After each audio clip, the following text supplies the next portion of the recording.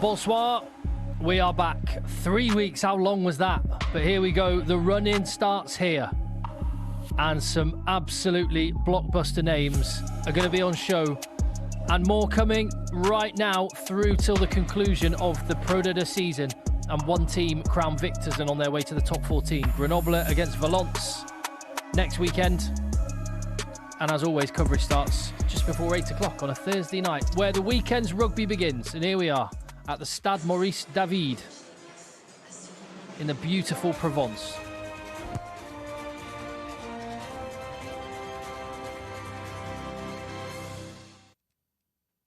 And it's a big one. Look at that. Third versus second. This is one of the money matches.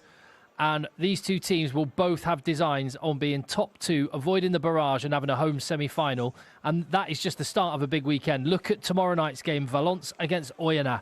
That's a big game in the hunt for all important points in the playoff hunt as well. And some of the teams that are in the mix and at the other end of the table as well, trying to save their bacon at the bottom and trying to work their way into the playoffs. This is what the Pro D2 table looks like as we head into round 24. Van clear. Even more clear than Toulouse are clear by at the top of the top 14. They are dominant. But then our game, look, Colomiers and Provence separated by just 2 points. Colomiers really good on the road. Provence really strong at home. It is all to play for as the players arrive. The build-up, Tamana Harrison involved in the squad. Is that a Tamana Harrison look like, or was that actually him? He's not in. I think it was a lookalike. It was a lookalike. It looked just like him. That is slightly fatter, less hairy lookalike. Good evening, Joe Worsley. That is definitely Thomas Francis. Yeah, that is. Yeah, his body fat's the same as it was a few weeks ago. Big one, this, mate. It is huge. It is huge. As you saw from that table, these two teams are fighting out for that second place behind Van, and that is massively important because you go straight to the semi-finals, a home semi-final, which is enormous for getting to the final. Now, Oyonnax, Valence are the chasers behind, and again, they're playing each other tomorrow, and that's going to be a big indication about who's going to have that home semi-final. This game first, and then we're going to see tomorrow, can Oyonnax or Valence win and have a chance of chasing down whoever wins tonight, because I think whoever wins tonight, especially if it's Colomiers, because they're the easier running, they might have that home semi-final kind of locked down. Yeah, well, Colomiers, they are meaning business with their selection. They are coming with all of their pieces. Valentin Delpy, they're just walking in. Ray Nutu, the 10 and 12. Valentin Delpy has been playing a bit of rugby back at his home club of Toulouse, but in the Toulouse suburbs, he's with Colomiers, who... well, a lot of the guys seem to be wrapped up pretty warm now. I think it might be a cold night. What's it like? What's it been like in Perpignan, Joe? It's been windy but sunny today. The factor 25 came out.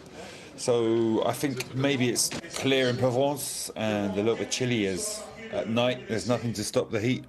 You can see it there. Look at that beautiful sunset. That beautiful Mediterranean sunset. It is such a gorgeous spot, Provence. It really is. It is amazing. People must just sign there because they want to go there. But just we were chatting, weren't we, Tim? Muntzter, Delpy, two amazing 10s playing in the second division. It's incredible. The strength of this French second division is incredible. Billy Searle's been doing so well in England. You see a player who's playing for Agen last year and then he's gone back, and these other two incredible 10s are in the second division in this country as well. It's just an amazing competition, huh? 100%. Now, because it has been 3 weeks, it's a little stand-down fortnight for the Pro D2 teams to get a rest while the Six Nations was coming to a conclusion, and Premiership and Top 14 and URC getting back up and running. You might have got out of the habit of watching on a Thursday night here on FR UK, so I'll tell you one thing you can do is just drop a little thumbs up on the video. That helps if you appreciate having live rugby. To start your rugby weekend on a Thursday night as Valentin Delpy just lines up a kick. Let your mates know. Drop a little WhatsApp. In fact, I'm going to do that now. I'm going to drop a link to the game in a rugby WhatsApp group. I am actually literally just doing it now. So please, that would really help. Provence, they are stacked and heavy in the forward pack. Tuisui, Yalagonya and Zinzen. He's one to watch out for is Noah Zinzen, one of the lone players from Racing. Meaty pack with Isaac Rodder in the engine room and some quality players on the bench as well. And one player you want to keep an eye out for in Provence is the fullback, Manuel Varero, the young 21-year-old who was the man of the match in the Rugby Europe Championship final between Georgia and Portugal. Colomiers, well, they've got a Portuguese back three player of their own in Vincent Pinto. No Marta on this occasion, but other than that, pretty much at full strength with Seguela and Delpi, the 9-10, Teo Giral, who's the other fly half, shifted to fullback, double playmaking axis. Look at that, an Italian international who played against France in the Six Nations, Pablo Dimchev, on the bench for a pro Dedo team. That's where this league is at right now. It's incredible. I do like the stadium as well. I mean, it looks pretty plain, doesn't it, from this angle? But as you saw from the shots before the game, it's when you pan out to the other tribunes, the other stands, and the light spectacular they can put on. It's right in town as well. You can walk back to the beautiful city of Aix-en-Provence. It's a nice night out. And what do you want to get, Tim? Lobster tail. Oh, they've got a seafood stand. Like, you know, most places have burgers, kebabs and that. They have seafood. As the lights go out at the Stade Maurice David, and is it that? I don't know what that tune is. What's the name of that tune? The one that Chicago Bulls always used to run out onto. If only we had a radio DJ who could Yeah, sorry help about us that. with I should know, really, shouldn't I?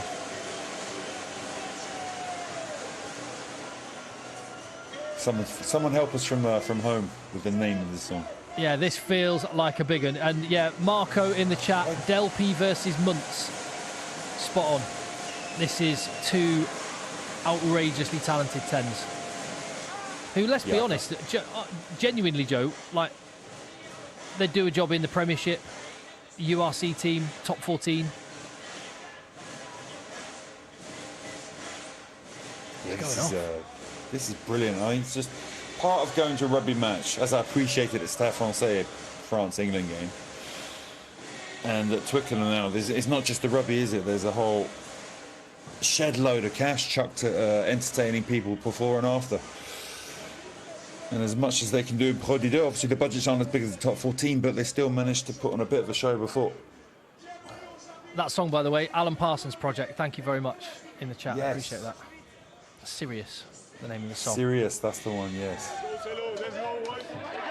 Chicago Bulls did monopolise that song. In the Jordan years as well, wasn't it? Yeah. Some big pieces of kit out on the field this evening. Yeah, Timu's starting, big ball carrier.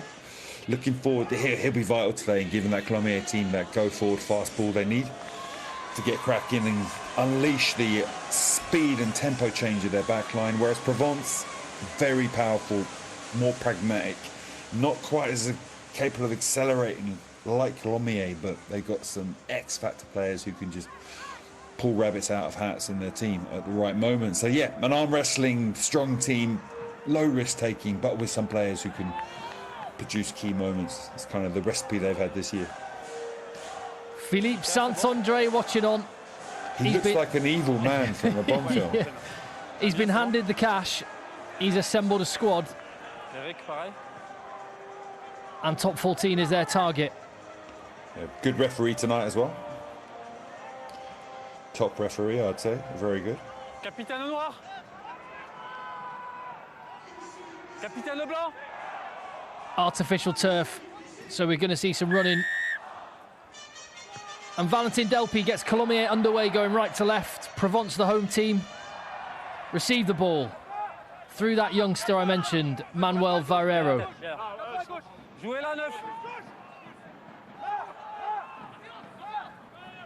We're going to see plenty of that this evening from Albert Tuasui, as he did for Gloucester, for London Irish, and he's done for Fiji for years. Clean exit. Good first touch of the ball from Arthur Colville. Yeah, it's a great kick. I wonder why they took another rock there. The 15's in there. You could have kicked off it straight away with a better angle. So they just got out to the 40. It's kind of acceptable as an exit. I'd say that's base level where you want to get to. Set piece is going to be put under pressure from Provence. Oh, and Colomiers. Little trick play at the front. We're seeing more of that. Caleb Timu straight with his first carry. Valentin Delpi. Oh, hospital pass read really well. No. think that was Boudageur. Absolutely smoked. Smoked his opponent. Might have been that man, Betuniata. Ok, avantage en avant. Merci, Damien. Avantage en avant blanc. Untidy from Colomiers. Muntz stacked up deep and to the left. That was clearly pre-called. Yeah, too bad. The kick was a little bit too big. Otherwise, he probably would have been away from a line break there. Yeah, I think it was a hit from... It wasn't Betuniata, it was a... Yeah, it was Boudageur. Yeah, Boudageur. He was close to intercepting it. I think he was thinking about intercepting it, and then he realised he couldn't quite get there. Changed up and nailed man and ball.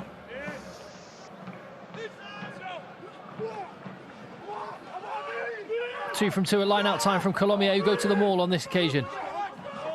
It was Grégoire Bazin who was up. Reynou, who leaves it out in front of Timu, but Muntz can get Provence on the move. Boudageur has been busy so far already.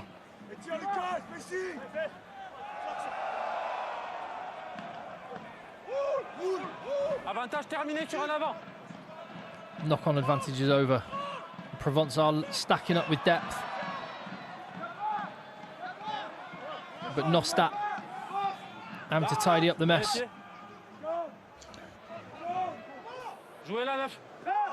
Slow ball. Pod, and I think we'll see an exit here. Muntz is back in, no, Colville's back in the 9 position. Muntz, the last man. That might be an interesting talking point. Joe Worsley has been giving me the benefit of his coaching wisdom about some interesting things going on at breakdowns regards to kicking. Oh, Giral not able to gather. Transition ball for Provence. Both these teams looking to play.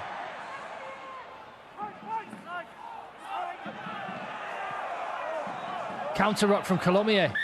That's top play from Colomiers there. So, adaptation, fast ball, great offload from Betuniata, but then you get that hit in the wide channel and you can commit players to that without too much risk or worry, because the support players were a very frail and small 14 and the number 9 for Provence. So and there's only one way the attack can go as well. Yeah, exactly. So you don't need to worry too much about having an overlap on one side or the other. As you see what's going to happen now. Great offload. They play well. They play nicely. But this is where the support players are the smallest winger on the pitch and the number 9. And Colomiers habitually compete in those wide channels, as most teams do. And 4v2 very lightweight men was no contest. Oh, one by Colomiers. I don't think that was the intention. Goes to the back man. Caleb Timu. And his opposite number, Jalagonia. That's going to be a meaty matchup to keep an eye on this evening. 2 internationals, Australian and Georgian respectively.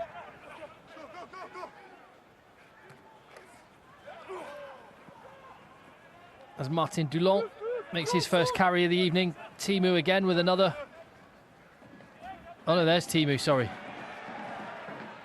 They know what's coming with Caleb Timu. They're lining up every time he gets the ball. Seguela to Bazin. What was he doing? Forced it, but I think they've got him into touch. They're lucky to get the ball back there. Seguela, why did he go near the touchline? Always play on. Quick ball. Valentin Delpy is on the turf. Timu against Isaac Rodder. I wonder if they played for Australia in the same team. Would have been a similar era. There's advantage. Reynou out the back. There's space. Tumi Tavuki. Was that forward pass? Yeah, he gave the forward pass. No need. He must have had a good look at it. I did not see that live. I'd like to have another look. That beautiful from Colomiers. You see how they see the opportunities there as an opportunity to take fast ball, even 5 meters from the line, rather than worrying about the maul. They know that fast ball's their friend. They're the team that can play with fast ball and create opportunities. So again, you saw there they did create an opportunity, but I did not see the forward pass live. I would love to have another look. I'm sure we're going to get a look at that soon, because there was some nice handling from those Colomiers players. Here, why is he going near the touchline? He's lucky there. that he threw it to a Provence player who then got forced into touch. And here, the forward pass was just not... Live, I wasn't sure. I didn't look forward. I'm surprised he didn't let that go and then look at the replay afterwards. Have a look, mate. He's a top referee. Maybe he was actually on the line of the ball. When he jumps in like that, I'd imagine he was right on that line of the ball and can see it clearly for being a forward pass. That's the only reason I think he'd call it and not give the video referee a chance to judge it. I've had a comment on you saying you were slapping on the factor 25 today, asking if you are red of head, which is a negative. Just like to look after your skin, don't you, Joe? Yeah, my skin's looking old enough as it is. Try and slow down the leathery old face. Here we go then. A replacement. Pablo Dimchev is on, the Italian international, Argentine by birth. Another penalty advantage coughed up by Provence. Are they going over? They're in. First try of the evening, first blood. A reward for the effort. Yeah, they really are. Luca Plantere. They are really fired up tonight after that abysmal last performance against Brive, where Brive just choked them out. They've come tonight looking like they're playing with intent, playing their game. Yeah, this is looking like Provence are going to have a real battle on their hands. So you saw there, they gave the front up, but then the ball quickly swung around the front, cutting off a number of the Provence players who were spat out to one side. And that ball relatively easily got over the line. Yeah, and Joe, that is a statement really as Valentin Delpy steps up to try and add the extras from the touchline, and he nails it. 7-0. That's a statement because when you look at the strengths of Provence, their pack is where, and the power that they bring is where you thought they'd probably have an edge over Colomiers. Plantere absolutely buzzing with that. Yeah, definitely. That is already a notch on the bed for the Colomiers players. That sounds wrong. Sorry. That's a positive for the Colomiers players. Well, they win tonight, and who knows? Out on the town in down to Marseille for a night out, perhaps. Ooh. I got Marseille all wrong, by the way. When I went there once a few years ago, there was a repechage World Cup match, and it was hammering with rain. I saw the biggest rats I'd ever seen, and I thought, I hate Marseille. I went back again during the Rugby World Cup, and I loved it. Yeah, it's different, isn't it? It's not really France per se, but it's just an incredible place. It's a vibe. Full of life. It's a vibe. And then when you feel like you've been chewed up and spat out by the washing machine that is Marseille, you come to Provence. Beautiful town. Lovely. Dusky evening. You finish your bull base and then you go for your lobster tails and Provence after. Batuniata on the carry. Plantere in on the counter. Is that Thomas Adelaide? Off his feet. It looked like he's round the side there. Yeah, I think Plantere was okay, but the ball's still in the ruck. He should have probably asked first before he went. I think he's actually doing Plantere for coming around the ruck, the side of the ruck. So for everyone back home, the ruck was formed. If you try and push through it, you've got to come through the gates, which is through the body of the mall. There you see the two players on the floor. You see the 6 run around kind of the side of them. He's got to go over the top. You can't just take players out who are behind. You've got to come from the back feet. You've got to come from behind that mall and go through the axe of it.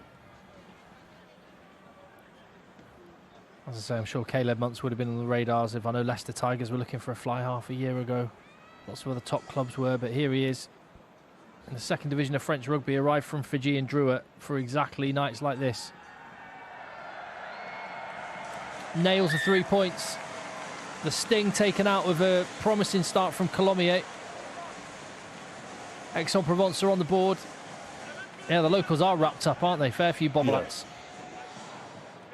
If this game was in Newcastle, there'd be people around shorts and vests, jacuzzis. Was one of the coaches smoking there or on a vape? Well, it's France, isn't it? I mean, I regularly... In fact, it was a game I saw at this very ground. I was working on a... Challenge Cup final, Bristol against Toulon.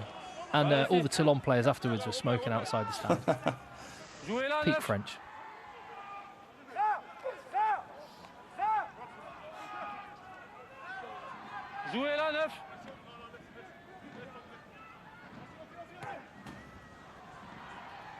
Hit low, not into touch. Giral fields it. Caleb Timu with a run up. This is going to be explosive. Colomiers does a good impression of a speed bump. Manages to get the job done. Ray Nu'u sits down his opposite number, and there you've just seen in that couple of phases the two danger men for Colomiers, guys that Valentin Delpy will want to bring into the game. He brings Tuitavuki into the game, who could have had a try a moment ago. He's on his way to the Dragons next season, darting his way into Provence's 22. Another entry for the visitors. Timu with a lift. Bazan. Seguela to Dimchev. Jalagonia wrestles to slow the ball up. Some big shots going in.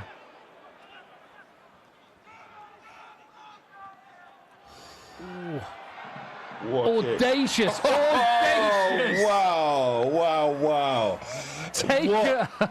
What a bit of talent. Incredible. Take a bow, Valentin Delpy. Oh, my word. That was class, man. Look, what a great attacking sequence. Colomiers at their best. But then I saw something that last kick. Wow, what a kick. What a talent Delpy is, man. How is he playing in Pro D2? In this incredible league, you got a player like this executing kicks like we're about to see. The ability and touch to have, to float a little pitching wedge over like he did, is incredible. Absolutely incredible. Completely off the cuff. Really well finished. I'm not sure about this celebration. Are we going to see it? No. Yeah, we might have to have a word about Caleb Timu's celebration. Was it brutal? No, I think he was doing that whole 6-7 thing, Joe. Oh, jeez. He's not a toddler. He's evidently not a toddler. He's a 30-year-old Aussie international.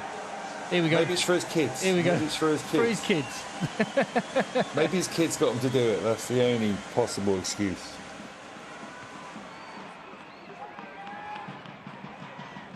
Well, this is a great start for Colomiers. 14-3 up.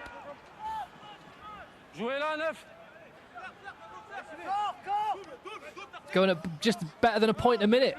So they're going to do Provence by 80. I'm sure there'll be ebbs and flows to this one.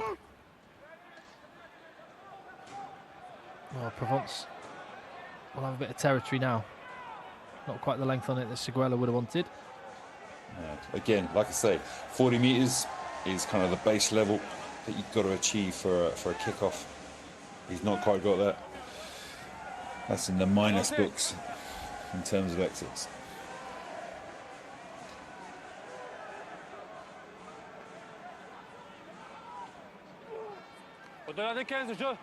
Now Provence. This is what we've seen this season. They've got a load of heft in that team. Not good ball control, though. Yeah, definitely. I think they got rolling and somebody let the ball come out the back. I'm not sure. I'm sure we'll have another look at that, because that ball was ripping forward. You're thinking if they held on to that, there's either going to be fantastic attacking ball behind it or a penalty coming their way. So to then let the ball drop on the floor like it did is desperately disappointing from the Provence team. But again, they'll take comfort from the power they showed in their ball. But relatively easily they took on that Colomiers pack, came forwards. I think Adelaide's getting some blisters and changed up to his moldies. In the chat, people are letting us know that it's 14 degrees in Provence this evening. So 14 degrees, that's like the temperature it was a few days ago in the UK when I saw people walking around in shorts and T-shirt, and they're wrapped up in bobble hats. Yeah, I think it's the difference in average temperatures between the south of France and... That said, I was coaching my England. university team yesterday, and it was hail and snow during our game. That just sounds awful. That haircut looks pretty special as well, doesn't it? Yeah. Rod has got the grey coming in alongside his mullet. He's kind of got the Elizabethan. Yeah, he needs one of those he needs one of those ruffles instead of a collar on his shirt, doesn't he? Or like a monk, like a Elizabeth. I don't know, a monk mullet or something like that. Call it.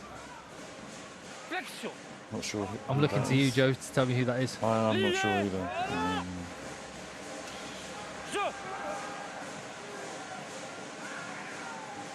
Again, need help from people watching. Good scrum from Provence. Ray Nutu finds the space. Delpy, and they're attacking from deep. Provence put the men back, fearing for the kick, and they've given up 40, 50 metres in territory. Timu running onto the ball. Petuniata does well to slow that one up. They were on a roll. Seguela rolls out. Delpy, like a matador, evading contact. And in the end, nudged through Vincent Pinto. Yeah, that was dying on its arse. You could have carried on playing. Slow ball, they've kind of run into a dead end. Not a bad option, just to dink it over the top. Just pressure this line out exit, maybe get changed there. If not, you've got a launch play in their half or a counter-attack opportunity coming your way. Unless there's a brilliant exit coming down the line. Just to recap, there are 7 rounds of the regular season, including this weekend. And these two teams both in with a chance of getting a top 2 spot, which would mean they miss first round of the playoffs and get a home game in the semi-final. The winner of the final goes to the top 14.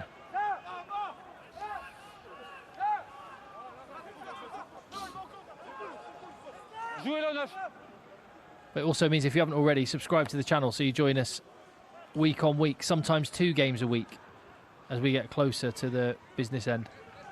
I said they're going to have a great counter-attacking opportunity or a launch play opportunity, but that was a banging exit, amazing exit. Created a good right position from which kick quality from the 9 was phenomenal, forcing Colomiers to now have to play from their own 10-metre line. Colomiers are not hanging around with anything they do. They're setting up and executing the line-outs as quick as they can. I think they want to move this big Provence pack around. Try and engineer opportunities for Delpy to do that. Put away to Itavuki. One-handed. Nudged into touch. If he could have kept that on, that would have been a very, very good bar. Very, very well-executed kick. If a class winger, well, he is a good winger. But he would be regretting not keeping that on. That stays on the pitch, and then they've got a line out in the opposition 22. But yes, you're right. I think a sign of really good coaching, which I feel Colomiers have had this year, is the fact that they can play with speed. They can play with speed when it comes to organising their exits. They can play with speed when it comes to their launch plays. They can play with speed when something happens, and they can adapt and speed the game up. Let's see what happens now. To Itavuki again. Fans of the URC are going to get to enjoy him next week. Next season, I should say.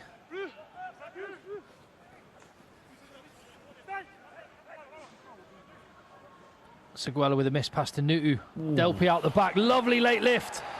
Provence are in for try number 3. Wow, Delpy again. Magic hands. That brilliant is all line. Delpy. Look, it's amazing. We're going to see how well when a 10 attacks the line and pulls the defence apart. You're about to see something that really a 10 doing that at the top of his game. And that Toulouse are one of the best teams at doing this, and this kid is a Toulouse boy at heart.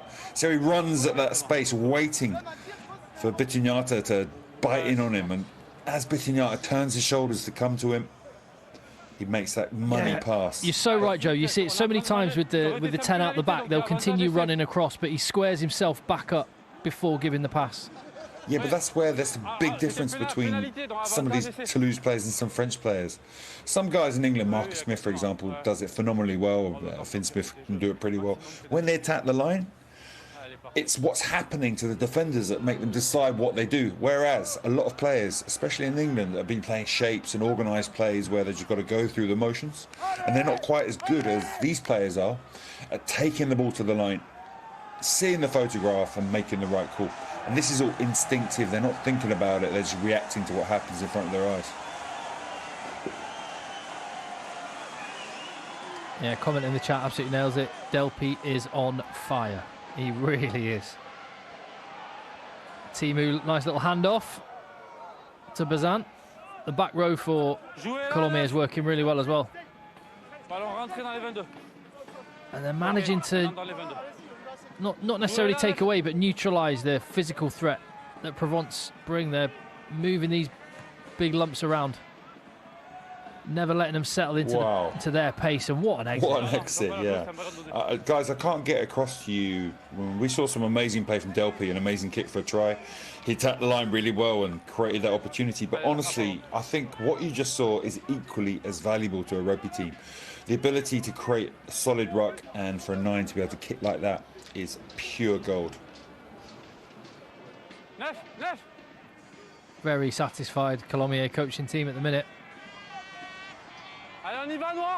Looks like a little bit more confusion there on the Provence side of things. Laterade.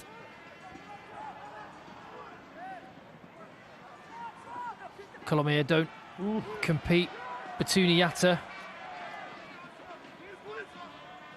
shifted into the wing from the wing to the centre in recent weeks. Boudagère pops up on his opposite wing. Again, another counter-attack ruck.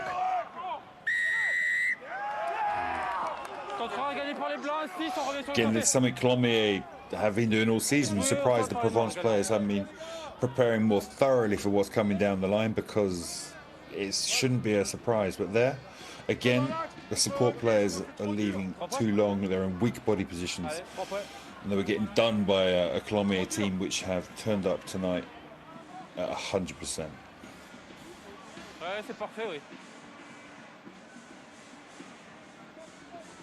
It's what I love about rugby, Joe. It's like it's kind of a game of chess. There's pros and cons. There's no solutions. There's only trade-offs, as the phrase goes. And you go to the edge, you might get some space, but you can get caught out on the counter. It certainly did there. Delpy from distance.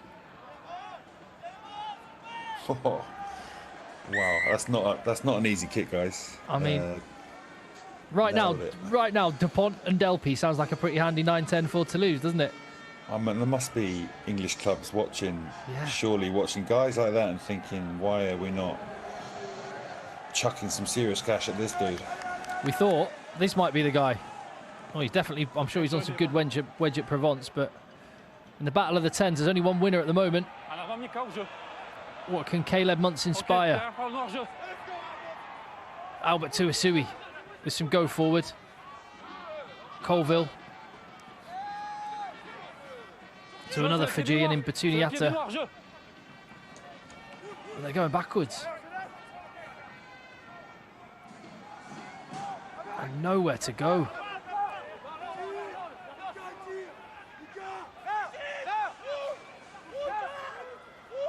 Provence are rattled.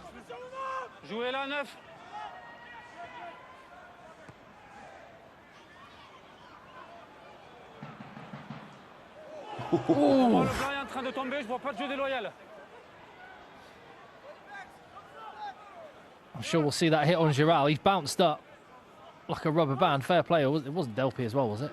I think it was Delpy. He didn't do everything. Oh, Planteray. Boudagère steps through one. Provence spy some space on the edge. Colombé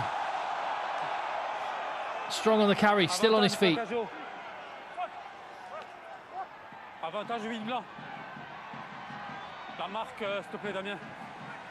Malachy Hawks with feet at the gain line, still got advantage.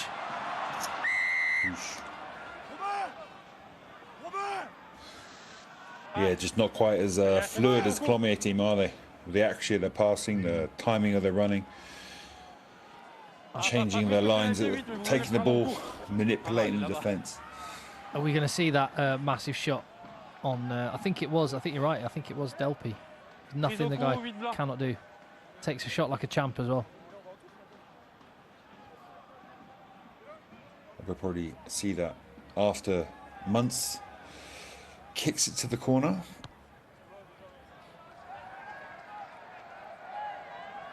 Now we're seeing the high tackle. The Timu gets done for garrotting Provence 12, whose name I've forgotten off the top of my head. That is Colomiers. Missing some talent in their centres. Colville's in the 9 position, but Tuisui's down, ready to drive. A one-man tackle, that's okay.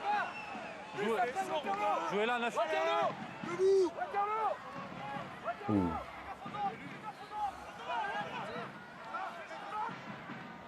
Big moment for Provence. They have not had many 22 entries. Precious territory, only 3 points on the board. Caleb Timu told to release. The ball is going to come out again. They stay narrow with the forwards. Low risk. Just trying to grunt their way towards the line. Caleb Muntz loses the ball. 6 metres out. And look at where Provence are now. Adrien Lepeg, the league's top try scorer last season. And Provence are away. Malachi Hawks, the tight head. Back to Muntzter. Wow. Lovely try. We are being treated to some epic rugby. Pro de delivers again. Arthur Colville with the try. Wow. What a score, man. What a score. I mean, of all the people that long kick could have fell to, it fell to one of the most dangerous men on the pitch. The Colomiers team would be disappointed they didn't give him time, connect, and try and defend together, because he set off a scintillating counter-attack here. Just flying in. If he just held off and waited for his teammates, that would not have happened. As soon as they let the genie out of the bottle, off they go. Amazing try. What a try. The prop was really good handling skills. Verreiro, I mean, the support and then hands from Malachi Hawks. Signed from Toulouse. And he looks a handy rugby player. Theo Giral. Oh, yellow card as well. Yellow card as well, yeah. Big moment in the game. We are being treated to some rugby tonight, Joe. Definitely. I was trying to see, Giral got a yellow card for what? Late tackle at some point?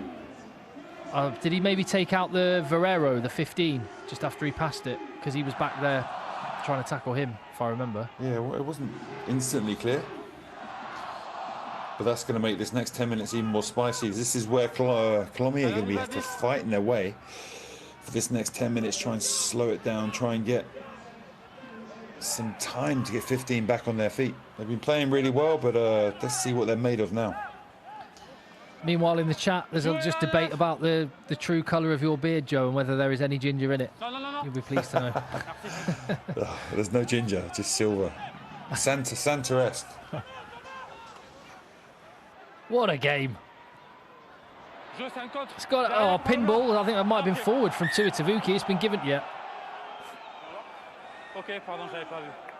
Assistant referee was on the spot.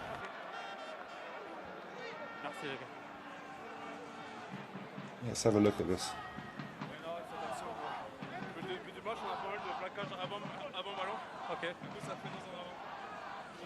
Yeah, it was that late tackle on Verreiro, the 15. Long after he passed it, he was taken out, so he couldn't be a support runner, but they didn't need him as it turned out anyway. Yellow card for nothing. Yellow card for nothing, yeah. And Lepeg created a try. He hasn't scored as many this year, only 4 tries this year, 20 last. The right winger for Provence. Probably also a sign of the difference in their style of play this year.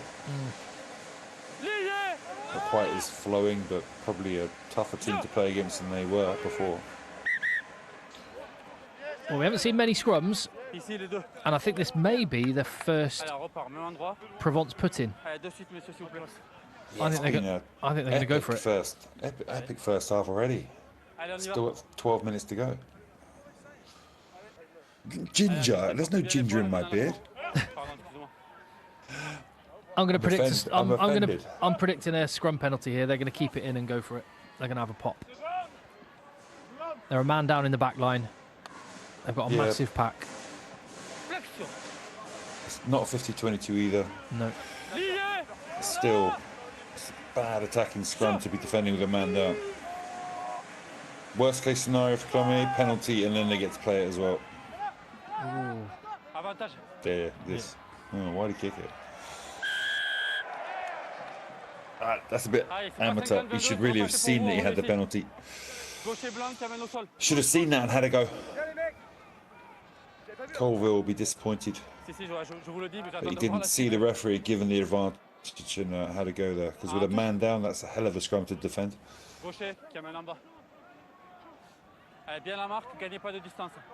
If you want to get back up to speed with what's going on in just French rugby in general, in the top 14, Joe and I are going to take a little bit of time at half-time just to talk about the brilliant weekend of rugby that it was in the top 14. Some highlights as well, a few talking points. So that's all coming at half-time, which is... this game's flown by. We're half an hour in already. Yeah, it's been awesome, isn't it? I mean, the Bordeaux Stade Toulousain game of the weekend, 44,000, amazing match as well. But tonight, it's looking as good as that. Another steal. Bazant has been a menace.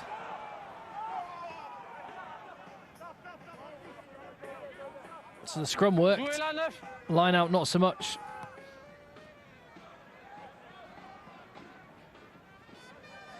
Provence's record at home, 9 wins from 11 games. So they're not going to give up the points easily. No, 12 points behind is not ridiculous. And with this yellow card advantage, normally there's 2 tries per yellow card. Let's see if they can get that second try during the yellow card period. There's 5 minutes of it up already. That last line out didn't help them. This one allows Batuni Yatta. Lepeg, dancing feet again. On the left wing this time. Let's get the ball in the guy's hands. Batuni Yatta's been busy. Colville, steps, dummies. Ball does go to Muntz. It does go to the edge. Colomiers carried well. Crowd thought that was a high tackle. Tuisui.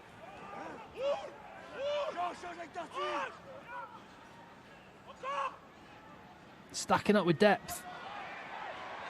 Straightened up by Jalagonia. Offloads to Boudiger.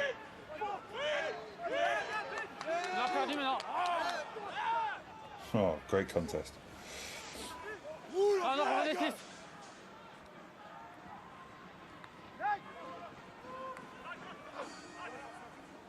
Colville back down the blind side to Isaac Rodder. 33 caps for Australia. Jalagonia isolated momentarily. There's men on the floor for Provence.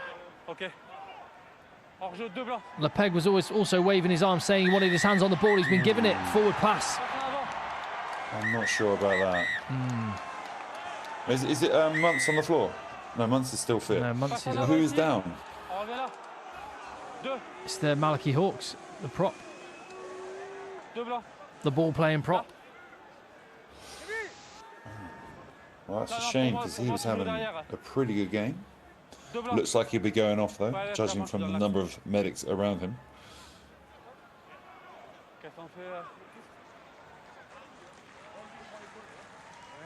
You see in the wide channels how much Colomiers are counter-rucking. It does look like they've identified that Provence don't send many players into those wide rucks. There's been 2 in this sequence of play where you saw how much pressure the Colomiers players have put on it. On the far side, they were lucky to hold on to the ball. Well, that does not look good, does it? No, not at all. Knee. Speedy recovery for Malachy Hawks. Provence will want him for the big games later on. So Elliot Yemzi is on. His 3rd season after signing from Toulon as Provence set up a maul. They are going to get the points for the yellow card if they can keep this rumbling. Stop. 2 metres short. Colomiers, the centre, and Batuni Yatta are in there as well, and they're over. 1 score between the sides again. who've really made the most of that. Imagine they got that kick chase right, Colomiers. Right now, they'd probably be sitting pretty, looking to half-time, well in front of Provence, but instead, a counter-attack, try, yellow card, possession, territory for Provence, and they've paid for it. They've paid the price of 2 tries during that period. Now we're going to see whether in the next minute or so they can hold out Provence until they get back to 15 players. Latterard, the hooker. He was signed from UBB. They got the checkbook out for this season, for this man as well. Big expectations. We've pushed that and pulled that rather. 7-point game, 15 to 22. 5 tries. The quality of the tries is something as well, though. So Malachi Hawks looks like an ankle there. Yeah. And the fact is, no, his ankle's already strapped up. Yeah, his ankle's already strapped up. He's not just taking his strapping off. Does look quite comfortable though. They're cross-legged. Yeah, doesn't look too bad. That's better.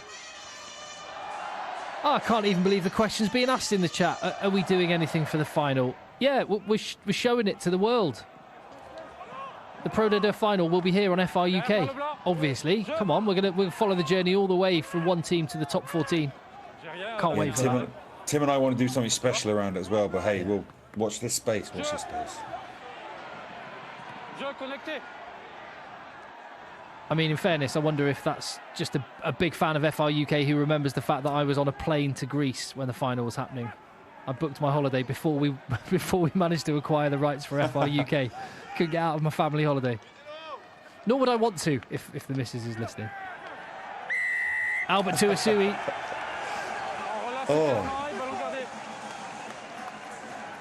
So from our angle, it looked like Tuasui fell after he'd stolen the ball, but what I think the referee saw from the fantastic angle he had, Ludovic Kier, was that the player on the floor was holding the ball, which is why Tuasui fell over. He was ripping the ball, and the player on the floor was holding on to it, which prevented him from ripping it off and playing on. Back to 15-15. And into the final 4 minutes of the half. He's well on that ball. The player does not let go of it. The 4 actually pulls.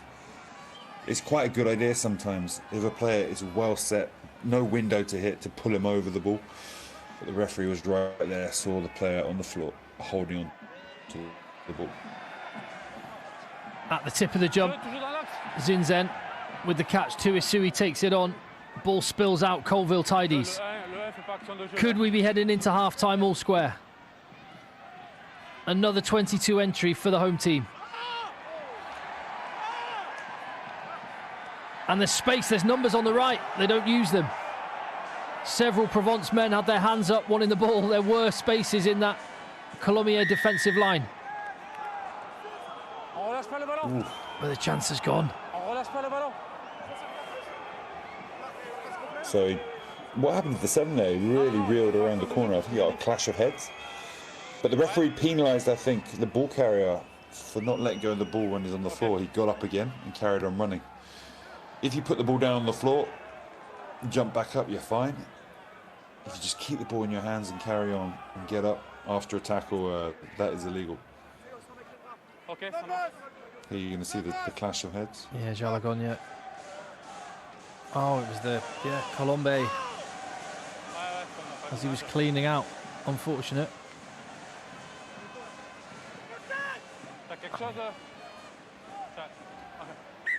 Nah, Rugby incident? I think it's a rugby situation there a bit. I think he does catch him on the head though. It did look painful. Yeah.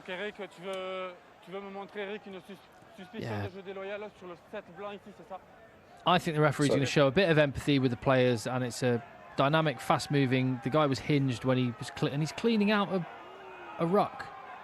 Come on, he's 90 degrees hinged at the waist. I love being able to say this. You wouldn't say they always sit on the fence on the telly, don't they? That's play on for me. Yeah, they do. That angle looks bad. Yeah, that angle looks quite bad, that one there.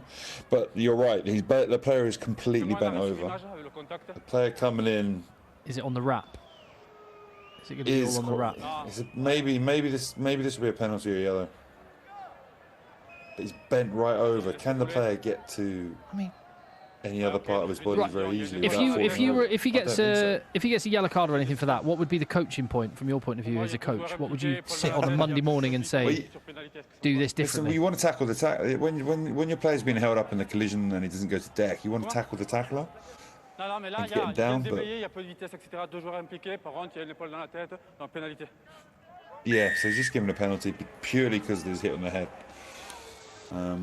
Even that's quite harsh, but thank God there was no card. Yeah.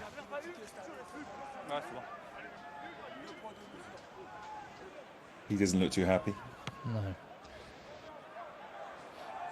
Yeah, like when you're doing your review with the players, I don't know what you'd say to Colomiers. You can't say anything. No. It's just one of those rugby incidents where you want to protect players as much as possible. Yeah. So whenever they'll go, I guess they go for you as much as they go against you. All of that. Certainly not going to be the reason why a team wins or loses this one. It's going to come down to some absolutely quality attacking play, which is what we've seen so far in the first half. Just a couple of minutes left in it. What can Colomiers muster with their maybe the final attack of the half?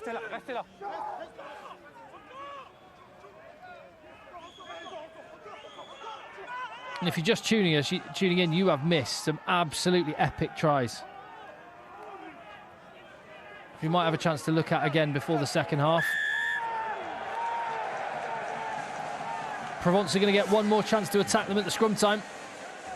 I think that's the Provence pack starting to get back on top physically.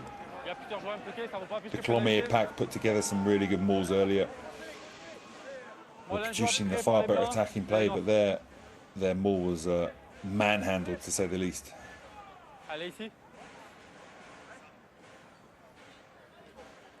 can see the Provence players splintering their way through the maul, shattering it into pieces, taking it down, blocking the ball. You know one thing we've not had at all in the first half yet? Streaker? Well, there's that. But something we see in Pro de Dirt a lot. We've had no handbags whatsoever. Yeah. Your bell, you're itching to ring your bell. Well, hopefully in the second half we'll have something, either a streak or a fight. Pro de Dirt after all. Or like last game we had, there was a stadium fire. You just never know what's going to happen in this league. Ooh. He went a bit early there, but yeah, power coming on. It was our double-chin friend from Toulon, who signed for Toulon, had the nudge on this Colomiers loose head.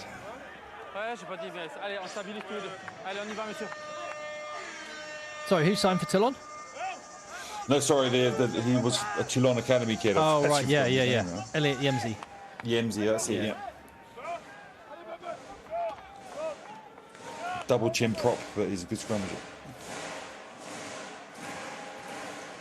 Behind him, he's got Rodder.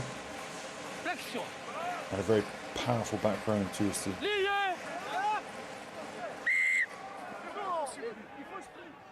Free kicks that you cannot call a scrum from a free kick. Yeah, they're being anal about taking the free kicks from the right spot at the moment, referees. Wow, how did he get out of that tackle? Yeah, it's just like an eel. Vaselined his legs up before he went up tonight.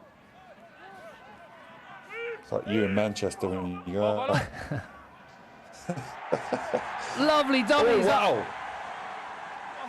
What pass? Off the left hand, Boudichet. Take it back. Oh man, he'll be bitter. Colville did so well. He did so well. Then he threw a pizza. Mi-temps at the Stade Maurice David. We'll hear the half-time interviews in a second. What a half of rugby. 5 tries, 3 for Colomiers, who went out to a 22-3 up at one point. Yeah, and now dragged back, thank God, by Provence. We're going to see a hell of a second half coming our way. That was awesome. I really enjoyed it. Banging rugby. Pro de Dirt, they've not played for weeks. They've come in and they've hit the ground running. What a first half of rugby. I've really enjoyed it. Oh, here we go. So they let things go towards the end of the first half. So we were attacking really well in the first period. In the second period, we got to start like we did in that first. Right, who's going to get interviewed now? It's the two centres. Mathias, belle réaction sur cette fin de deuxième période après une entame compliquée. Comment essayer d'entretenir cette dynamique au retour des vestiaires? Il faut qu'on continue de mettre du rythme. On va avoir le vent dans le. So how are you going to hold on to that good dynamic you had coming into this half time? So we're going to have to maintain our rhythm, keep her playing the ball when we can. Merci beaucoup. Oh, that was, again, pretty dull half-time interviews. Short but perfectly formed. There we go. What a half of rugby. We've had some cracking tries. It was all about the Muntzter v Delpy show at fly half. And I tell you what, that first 20 minutes from Valentin Delpy was absolutely amazing. It is class. It's 22:15 at half-time here on FR UK. We're going to dip into the top 14 now.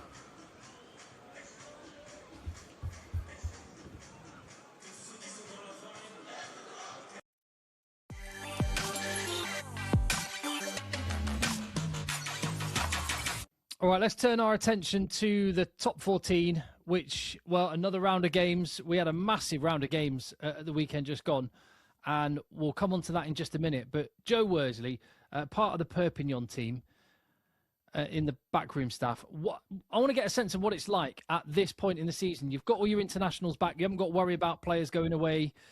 Yes, there's European matches on the horizon, but for the most part, this is the run-ins starting to build. Well, what are the challenges? What is it like? I'll come back to Perpignan in a minute because we are in a situation that's a little bit unique, certainly unique in my coaching career.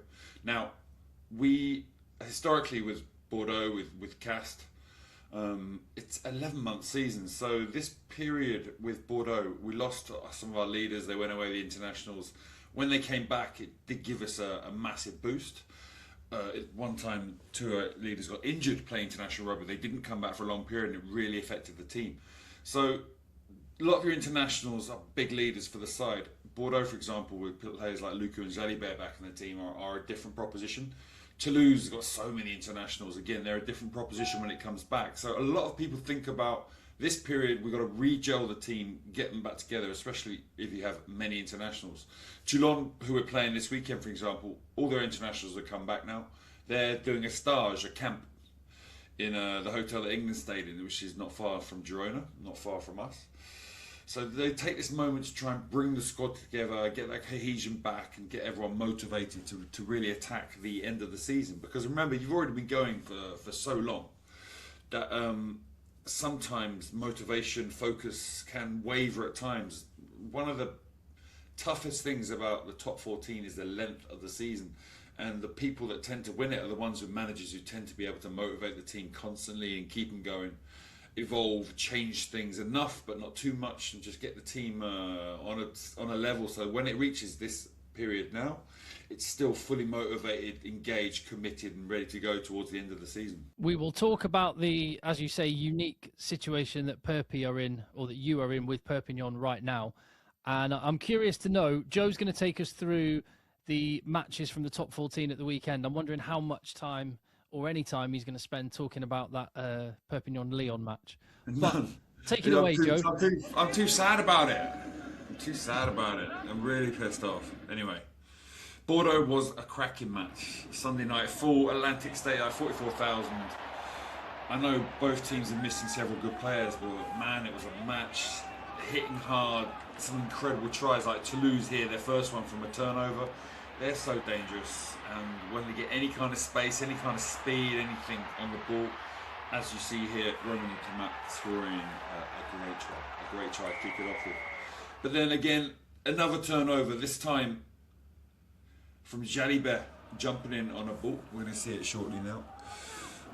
Bordeaux really threw themselves into this match with physicality they've not seen much this season, but then someone like Jalibert making an interception. Incredible finishing skills from the Bordeaux team. Lucu getting over in the corner. I mean, the place was buzzing at this point. So that try got them really ahead, and then they started to run away with it. young talent like, I forgot his name, Lespec. It's a real Basque name. He's from Bayonne. He signed last year. Finish off an amazing try. And then again, yet more scores for Bordeaux towards the end of the game. Crowd going nuts as they went 10 points ahead. They went 15 ahead. They went 20 ahead. Again, great finishing, great skill from Jali, but great skill from the team. Look at that fucking 50-metre pass like a bullet to score and finish another try for Bordeaux, which really put them ahead, and the game was over. Just I had to put one last try in. Gord at the end of the match. Just nice little Toulouse skills. This try again is just sick. The guy's a 10, a centre. He's got wheels like this. He's going to be some player. Already is an amazing player. He's pretty epic. Cast v Racing was interesting. Cast came in like with some amazing skill at the start. Their attacking game has gone through the roof. Really, in the last couple of years. Since I was there, it was getting better, but they've really taken it to another level, scoring some amazing tries. Went 14 points up.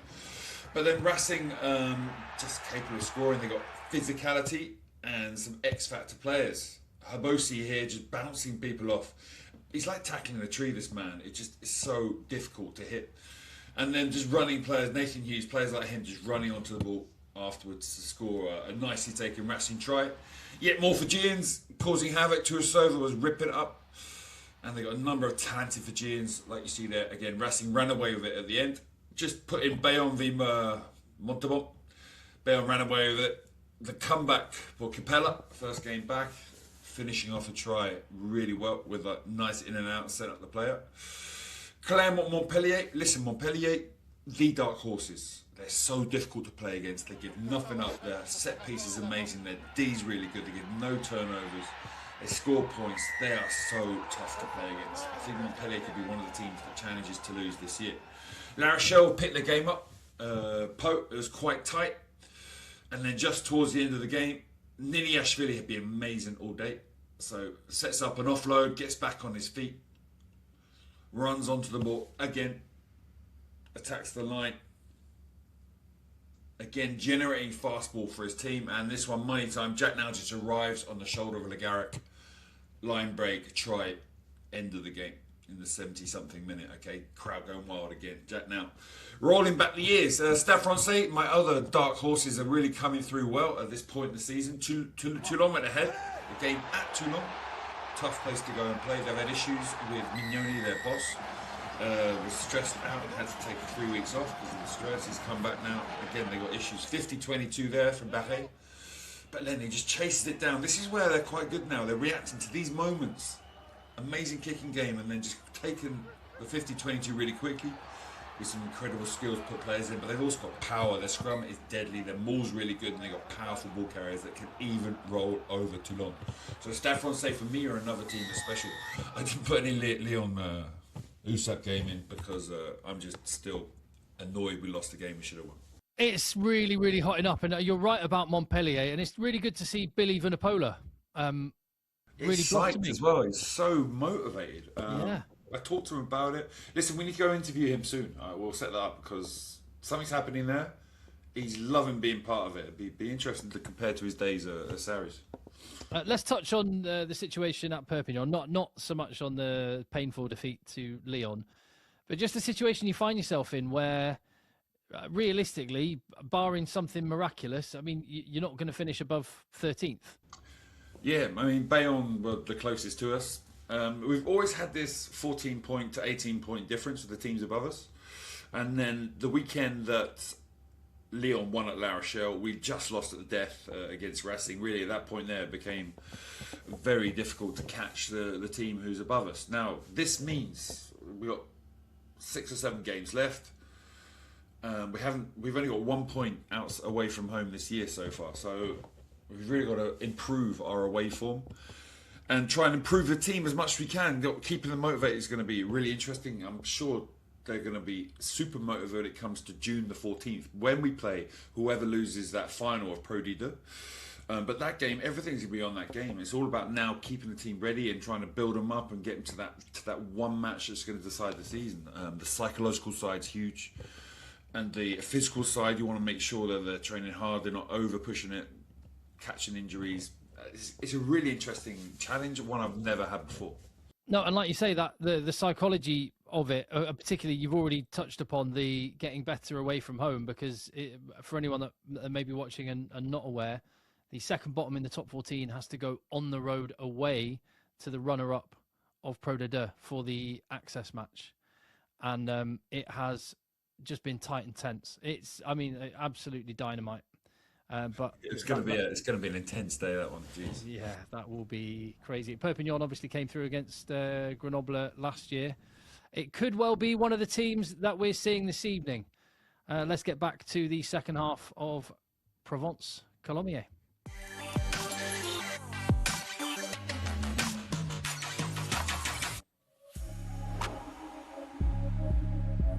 And the rugby keeps on coming now.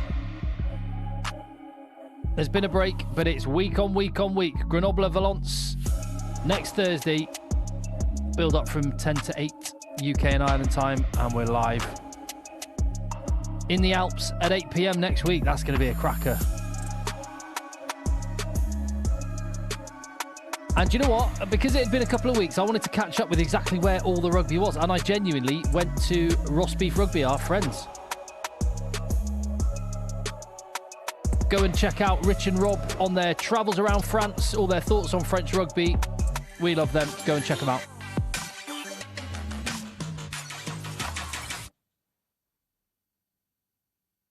Ah, there we go. Lovely. Never a dull moment covering Pro D2, is there? There we go. We're back. We are back in Provence. Look at that empty stand. Everyone's out the back getting their lobster tails. Yeah, some langoustines in garlic butter. Whoa. Yeah, and the special of the night is going to be some oysters. Yeah, but with fresh baguette with butter on it. Oh my God, I'm. Mate, you live there. You live there. You can just pop out into Perpignan tomorrow and get whatever food you want.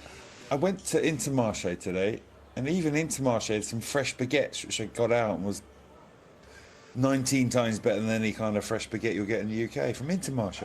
Do you know, there's something that I find comforting about the fact that bread in France is rock hard by the end of the day. Like, that means it's made of proper stuff, not just full of sugar. It's the real deal. Yeah. Oh, we need to do more. I need to do more French trips. And that's what I quite like looking in the comments. Just that a load of it is just people helping with little travel tips to the various grounds and towns and cities around France. I mean, we do need, and I think there's hunger out there for another trip to France with us to watch. I'd love to go to Aix-en-Provence, and we've just had a question in from Tegsy. Is the stadium located in Aix-en-Provence? It's a new stadium that was built. It is a walk. It is a walk. It's not in town, but it's not far, and it's just a lovely town. Yeah, it's gorgeous. It's a gorgeous place. These guys have got the lead. Theo Giral got a yellow card in the first half. He's back on there. It's 15 against 15 to start. Arthur Colville leading his team out 7 points behind, but the power that came through from the pack towards the end, having been 22 points to 3 down. Colomiers, amazing loose play, fast play, and then when they managed to slow it down, Provence really tightening the screw with the power game. Interesting clash of styles, and a shift from last year where Provence were actually the free-running attacking team. But is what Provence are doing, is it a smart move with the top 14 as their target? I don't know. You saw from, if Colomiers did get promoted, it's an interesting question after what's happened to Montauban this year. Montauban weren't ready for it. Certain teams are. Provence are ready for it. Provence are ready with the financial backing to step up that notch and go for it. Some other teams aren't quite there, and Colomiers are probably one of them. So they do manage to get promoted. That step up is huge. So it's not just about the team you have on the pitch, it's about the stadium, the staff, the support network. Here we go then, second half. 7 points the difference. Third place in Pro D2 at home against second. 2 points separating the teams before tonight. And if Colomiers can stay ahead, this will be a major scalp. Intelligent play from Provence to earn the penalty. Solid defence. Batuni Yatta gets the ball away. Lepeg Avantage pénalité. started this half on the left wing. Ah, on est sous pression. Yeah, so you saw there the kick came through, the player was in the air, and the Colomiers player already had hold of him before he touched the floor. You can't tackle someone when their feet aren't touching the floor. Couple of very quick questions. Oh, we're going for the posts. With the fact that, as you were discussing at half-time, Joe, that the season is, in terms of the top 14, the season is about gathering some form to make sure you stay in the competition for next year. Will that mean, and thank you for the question, will that mean that Perpy focus on the Challenge Cup? On n'est pas dans le bon coup. It's about the team improving and maintaining the motivation, improving all the way till we get to June the 14th when the game is. So every game we have on that journey, be it in the Challenge Cup, be it in the league, is going to be about maintaining and improving our levels and not dropping off, not taking a backward step. So it's not really about the competitions now. I mean, the Challenge Cup will be wonderful. We're going to obviously take it very seriously, send a very good team, but it's about focusing on that match in June. Fair enough. Caleb Muntz slides his kick just to the right of the uprights. So it stays as a 7-point game. Valentin Delpy. And we haven't really... I gave him the big talk up beforehand, Manuel Ferrero. I haven't seen much of him, except in the build-up to great try. We've seen plenty of Albert Tuasui on the charge. We've seen plenty of Colomiers. A bit of a loose offload, mind you.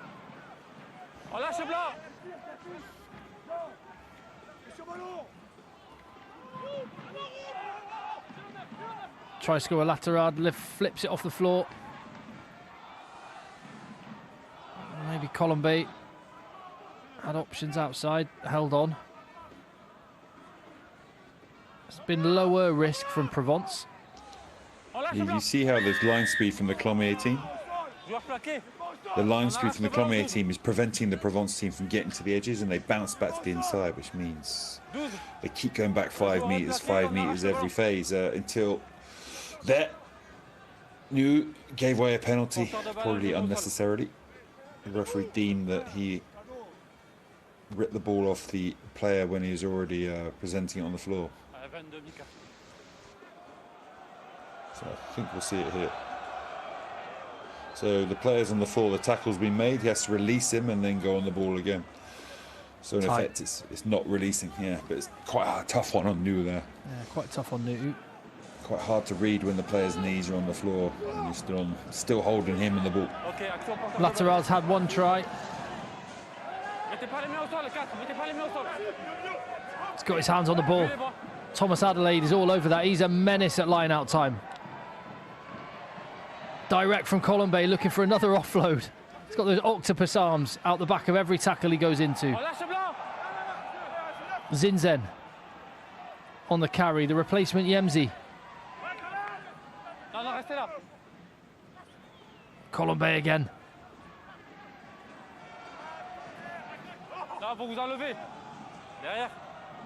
Caleb Muntz tidies up. Nostat.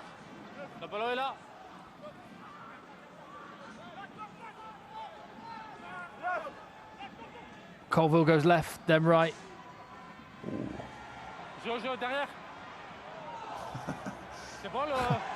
Not sure exactly what happened there. Lepeg, was he tackled off the ball? Lepeg kind of left the ball for the other two to deal with. You saw what happened. I think it was Colomiers taking out the Colomiers man who was about to grab it. Yeah, Colomiers is really active. I mean, Yeah. George North. Oh my God, I've forgotten the other centre's name off the top of my head. It's Batuni fantastic. Yatta. No, the Kiwi, who's not playing tonight as well. Yes, he's got other things to deal with. Got mind fog. Yeah, he's got other things to deal with. Yeah, so they're George North. I saw him. He's fit again now, but just because of the GIF issues, I think he's been struggling to play as much rugby as he'd like to. Yeah, there are In the starting 15, 6 Frenchmen. I'm not saying there's necessarily 6 GIF qualified players, because there's quite a few that have been in academy systems, despite being Portuguese internationals, Netherlands internationals, German internationals. Got some Georgians. To explain to everyone who, again, hasn't heard about the GIF rules, in France 10, 15 years ago, the Toulon team had 2 French players in it that won the double. That dominant Toulon team. After that, the French authorities decided this would not be good for their rugby in producing players from the national team. So gradually they introduced GIF qualified players. So on match day, you got to have 17 people in that squad who came through the French academy system, or they lived and played in France for 5 years as kids, which in effect means most of them are French. Although that's not the case, there are many Portuguese and Georgians who are part of that group. Joe, you've loved him the last few times we've had Colomiers games. Physically manhandling people. That physicality the Colomiers team have is one of the reasons they've done relatively well tonight. They've been had a few times by this Provence team in the physicality battle. But again, there the defence is just knocking back Provence every time. It's happened a lot. Provence try and play some phases, go backwards, and end up kicking it. Delpy. Brave as well as talented.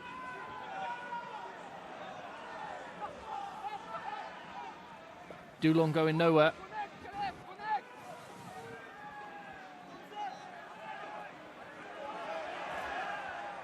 Tuisui and Bazan locking horns. This game's tightened up. Jouez là, 9. Il a la tête. Non, il est bon.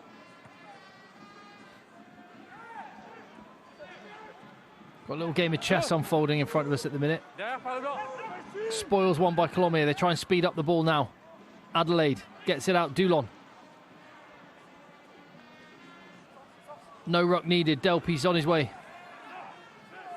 No, no.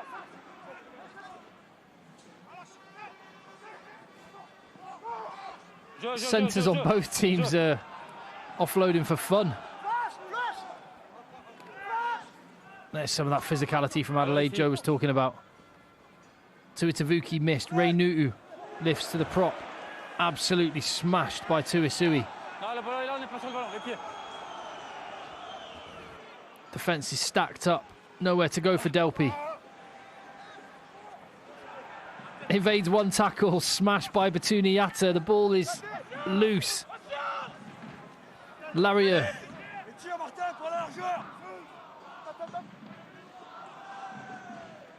Go to width now, do they know? Nu tries to find half a hole. He's stopped by Colomiers. Nudged through. Good option. Good option. The Provence team is very narrow, but they're defending very well. Colomiers couldn't get it to the edge. I thought they might make a kick pass at some point there, because the winger was in, or the back rows on the wing was in massive amount of space. But in the end, a good choice. Really good. Are you sensing a little bit the game kind of tensing up a little bit? Such are the stakes.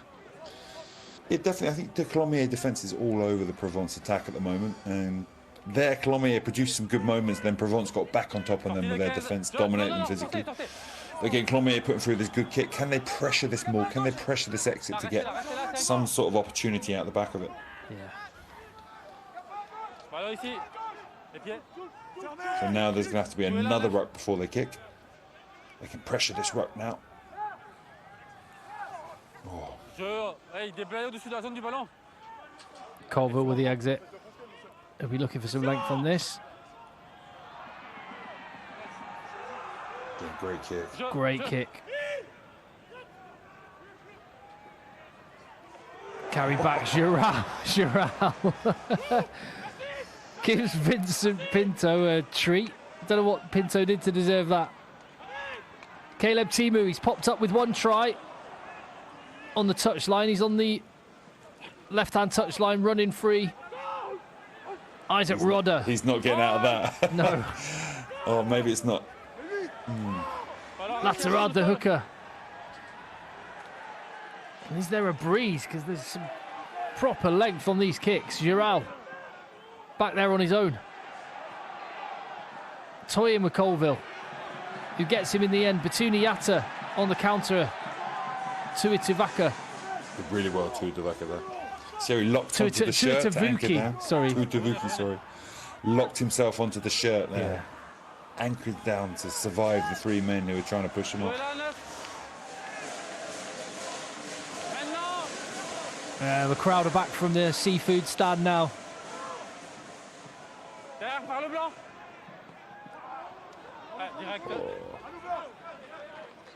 That could have gone anywhere. What would be the drink that the fans have in the stand, Joe? It's not going to be Iron Brew. I'm counting that one off. I'd say some sort of champagne. Yeah, I'm thinking and champagne. rosé, but because it's so cold, I suppose maybe you need some sort of not sure. They drink rosé like water down there. Some big some physical hits and shots there. That's a dirty hit on a kick. That is a leg breaker, that one. It's exactly the sort of tackle you did for a living, Joe. Yeah. That is putting your head in the spokes. Adelaide off. Yeah, Dimchev's back on. He had a good impact. Colomiers getting a maul try when Dimchev was at the heart of it. Ooh, that's a miss. Easy. First dart coming back on the field.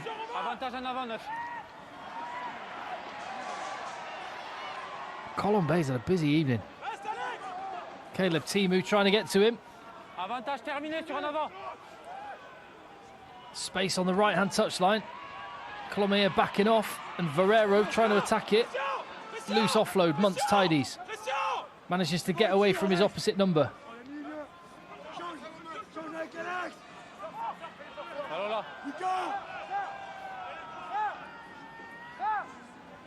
We've had 10 minutes of the second half.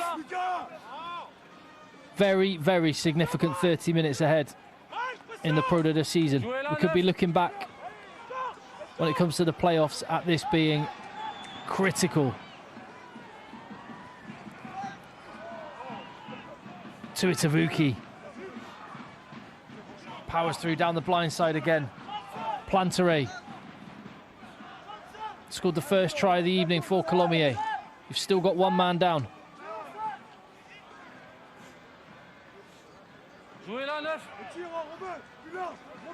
Seguela decides on some territory.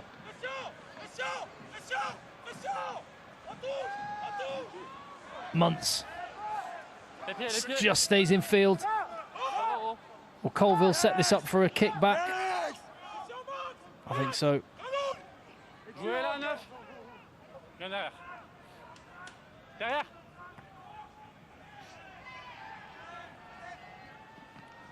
Oh, Giral with an error. Opportunity, knock-on advantage. Rodder in a scrum half. Lepeg wants it on the outside, just ahead of him. I think that'll be advantage over. Yeah, the option was there, wasn't it? Lepeg is sharp, isn't he? He's so rapid. Sniffing out the opportunity. Just the kick was a bit too big. Yeah, they are. They're beginning to use a lot more pressure game. The teams are on top of each other defensively. There's less free-flowing rugby, but the defences have really picked up with some big hits, some quality kicking going on that's preventing. Ooh, that might need another look at, because that player was the one that was down. I think it was Timu might be getting in trouble here. It might be a yellow at least. Let's have a look. Well, unlike the arbitrage that we had earlier, that was a penalty only, this one, he's definitely upright. Well, he's not going into it though. I think maybe yellow.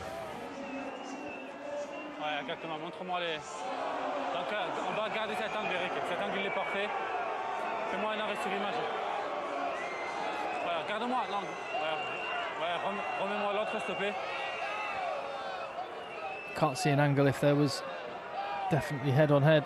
That's probably what the referee's going to be looking at here. You just can't see. I think maybe it's the shoulder as well. I'm not sure it's the head ever. It's the shoulder, the left shoulder. Yeah, you're right. Contact à la tête du vide blanc. Jeu déloyal parce qu'il reste toujours droit. Par contre, il vient pas l'idée, il est statique, il absorbe la collision. Yeah, so because he's not throwing his body into it and he's static and not going forward, it's just going to be yellow.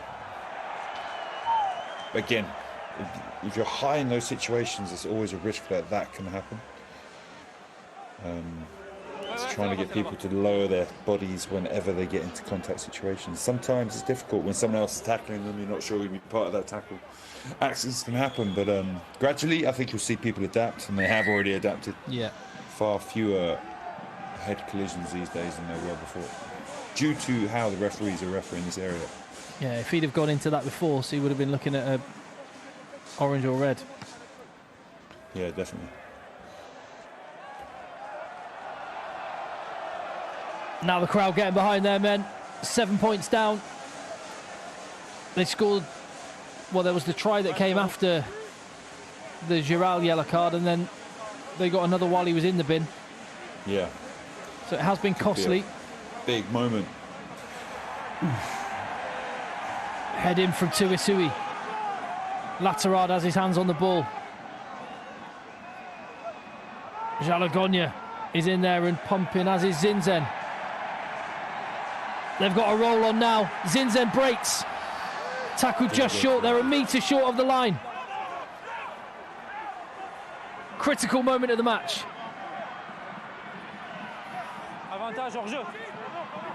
They've got advantage as well. Inches short on that hit. Colville with the advantage goes to the edge. Muntz kicks. Giral, he knows what he's doing. I know they got advantage, but they're so close to the line. They just keep going unless there's an open goal to go for. Nowhere was there an open goal there. Because now, what they're going to do? Tap, 5 metre line, kick to touch, go for the drive. I'd scrum it if I were that. They've been dominant at scrum time. And Caleb Timu is off.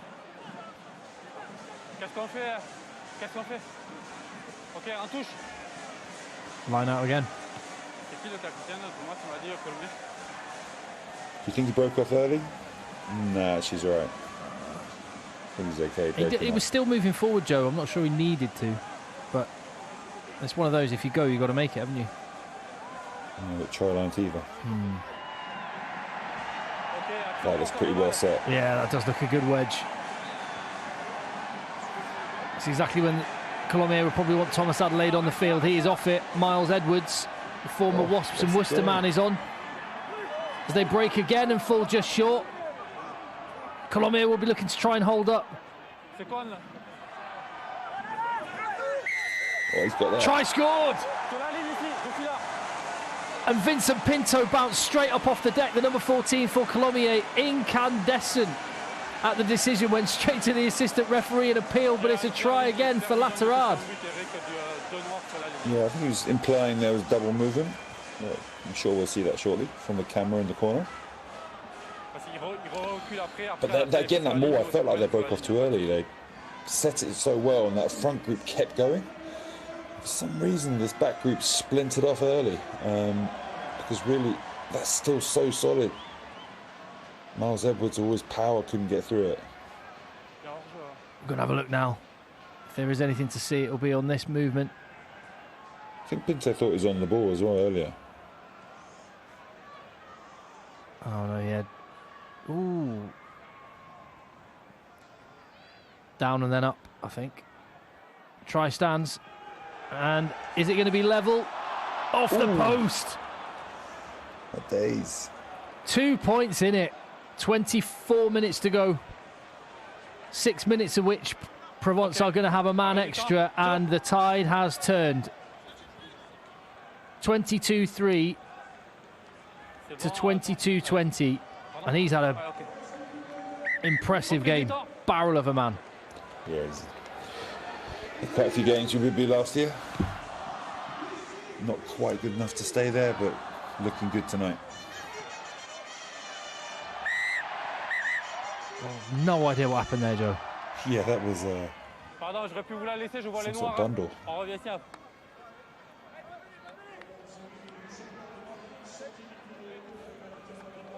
One of the Provence players knocked it on again from a kickoff. That's pretty poor. Arrête du temps. Les bras, vous les gardez en bas. Prochain coup que tu reviens, c'est pénalité. C'est clair? Merci. Who was that conversation with? I think one of the coaches on the side got told, Surprise. you do that again, I'll penalise you.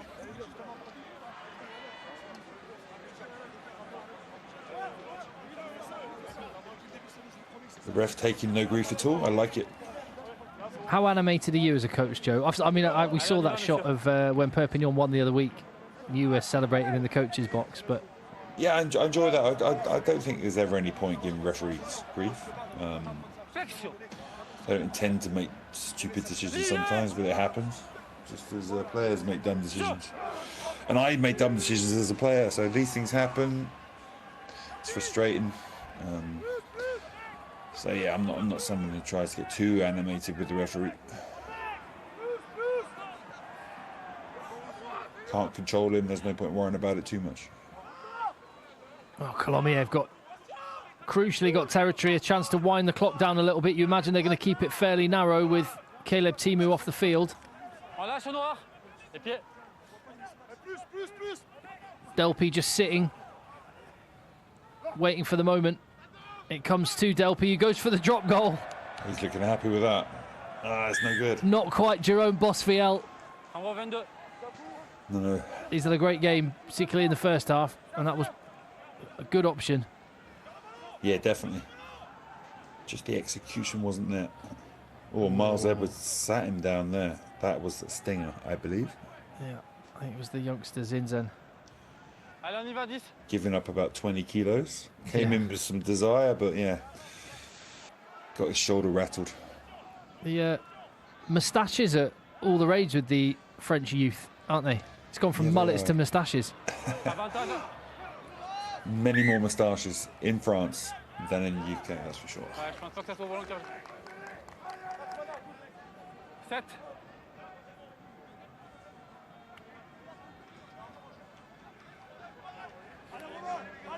When was the moustache last popular in the UK? I think it's pretty big now, mate. Like Movember sort of changed the dynamic, didn't it? Like Victorian Britain, you always see moustaches everywhere. It's Yeah. not quite as prolific as then, is it? Oh, when I was on, I've got a friend in the special forces, and I was on base for a dinner, and there is so many moustaches in the UK armed forces. Allez, on y va, 9, s'il vous plaît. Pretty much undercover in some sort of moustache. Flexion. There's big in the special forces now. Yeah. Moustache. Jeu. Entrée poussée. Pas de stabilité, on pousse avant, noir. A free kick at Come on, scrum go, boys. time again, On pousse avant, pas de stabilité. and that clock is ticking down. Didn't check Colomiers have power. lost 5 points, while Caleb Timu's been in the bin. They'll be happy to have some territory. Miles Edwards stopped dead. Oh, breakdown is Yeah, he's got that. not So you see one there man the- in the breakdown. 16 noir. Yeah, you premier. see, as he went to deck, the support was really slow. He had a lot of time to get on that ball.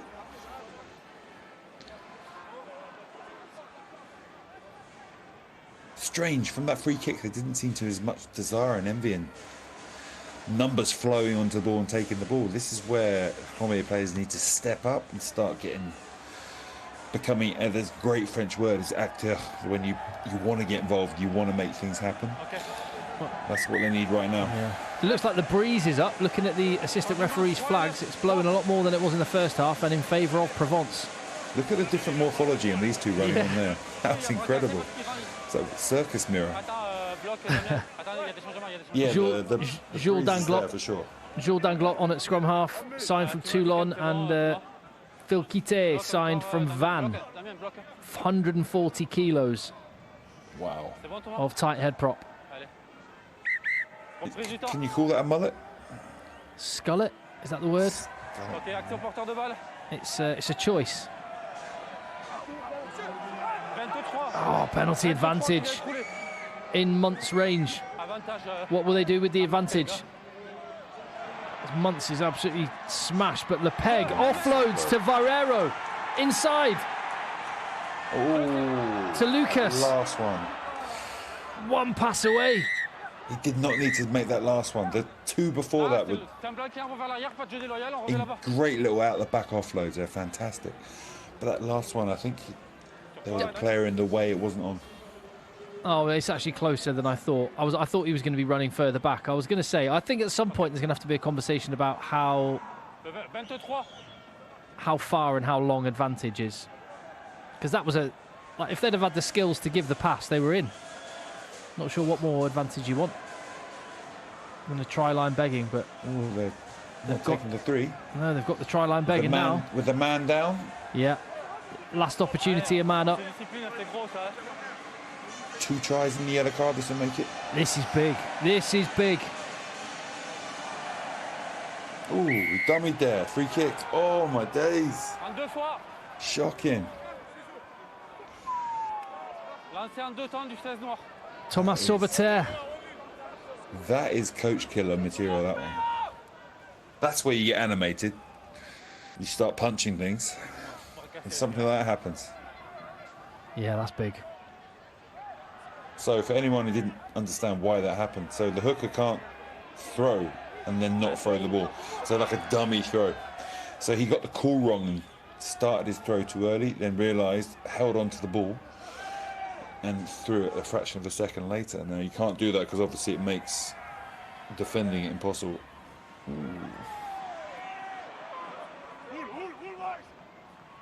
Provence piling on the pressure. Saint-Andre looked calm on the bench, but he's got to be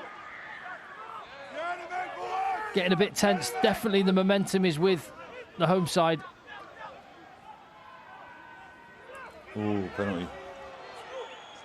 Oh, that's harsh on Dimchev. So harsh. Dimchev had that, man. And the only reason he didn't have it in his hands is because the guy was holding onto it. On they go to Isui. Bats away. Dimchev. No chance at a steal on that one. But a defensive job to do. Muntz pulls it out the back to Batuniata. Hits Pinero Ruiz on a straight line. The ball lost. Colomiers recover. What will Danglot do? Thinks he's probably going to go up the other end of the field so they can try and get Caleb Timu back on the pitch with some territory. I agree. Miles Edwards stretches out that giant leg to give Danglot a bit of space. He spins it to the left through Nu'u, through Giral, to Itavuki, hurdles his own man. Bravery from Colomiers. A man down.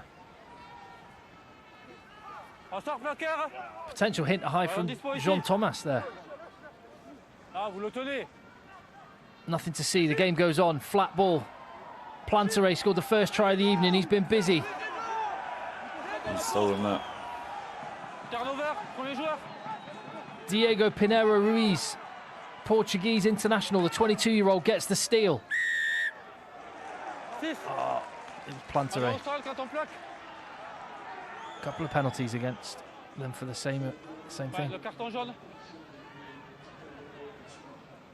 It's not 100% clear what that was for. No.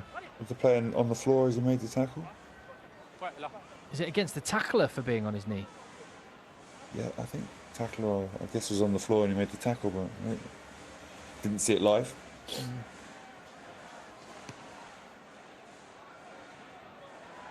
Caleb Timu's had a 10-minute rest. Battery recharged, and they're going to need him for this final 15, 14 minutes now. 2-point lead for Colomiers. How good is this? What a kick. Great kick from Caleb Muntz. The crowd in Provence getting behind their men. To Isui. Oh. And Rodder tidy up the ball. Muntz to Batuniata. Goes direct. Dulon tackles him. Plantere. The ball never went to the guy who was trying to tackle. I thought he was through for a second. Defensive job to do. Tuitavuki on Rodder.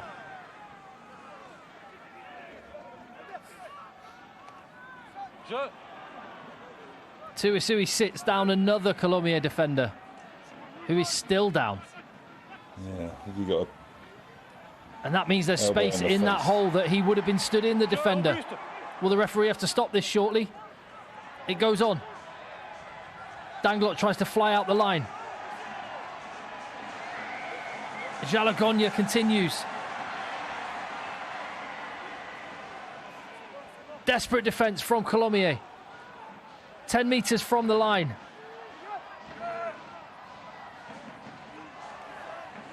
Looking for a score and the lead. Provence. For what would be the first time in the game, and they're going to get... Oh, full pass. No way. Wow. He was right on the line of that as well. So he gave it really early. Oh, man. And he's been consistent on this through the 80 minutes. That's all I ever want from a referee. Crowd don't like it. There's been several like that given. He should have just passed it earlier.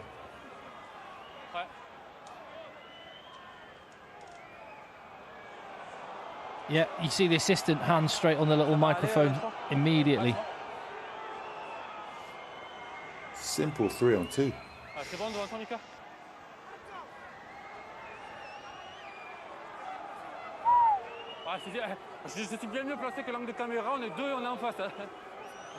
Few injuries.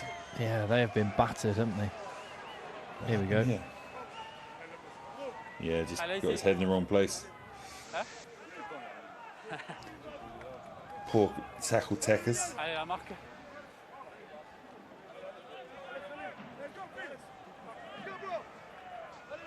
Alex Cormel, the academy. Got a lot of academy products in this Colomiers team. Yeah, Colomiers are famous for producing a lot of good young talent. Obviously, Toulouse, when they're under 18s, which is called Crabos in France, tend to hoover up all the talent, especially in the immediate area. There's still a lot of talent that doesn't get picked up by the Toulouse Espoirs, the academy, which is after 18 years old. A lot of them will end up at Colomiers. Timu off the base.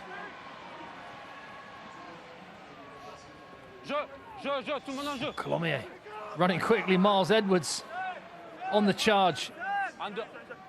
Looks like Colomiers playing into a strong wind in this second half, which has picked up. We've seen Caleb Muntz able to get some really good length on his kicks. What can Danglot do? Beyond halfway. Time for Varero. Lepeg. Hit by his opposite number, the two scrum hat wingers, Vincent Pinto. Getting the better of that exchange. Miles Edwards has thrown his weight around since he's come on. Territory, everything in games like this as we close in on the final 10 minutes. Valentin Delpy. Pinto. Oh, wow. Oh, a lovely offload from Pinto. Changed the pass at the very last moment. No. That was such a skill, I think Rodder might get in trouble for that. Why is he not moving? Why is the Rodder not getting penalised for it? What is that? What are you doing, Isaac Rodder? 33 caps for Australia. It's like he's trying to give birth to the ball. What was he doing?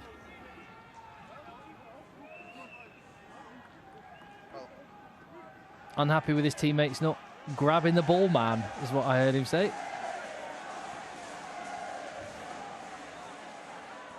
Oh, dearie me, Delpy's that's a poor kick from Delpy. You can see he was worried about the wind, kicking it low, but they're going to get a line out, but not where they wanted it. Ball boy having a shocker there. Yeah. Or helping the Or helping the home team, yeah.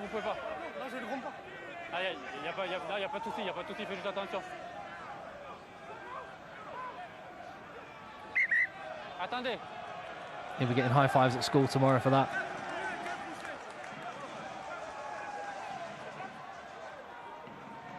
Allez, on y va, Blanc, je vous laisse vous mettre en place. 5. Reprise. Dimchev, last line out, did not go to plan. Miles Edwards up to take this one. Colomiers, this is a real test of their mettle inside the final 10 minutes. Playing against a desperate Provence with a proud home record. And second spot in Pro D2 in their target. The game slowed down. Phil Kite. I've never seen a player go to the floor so quickly. Yeah.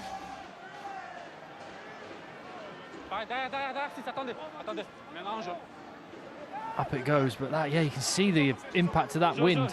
Vincent Pinto, well played.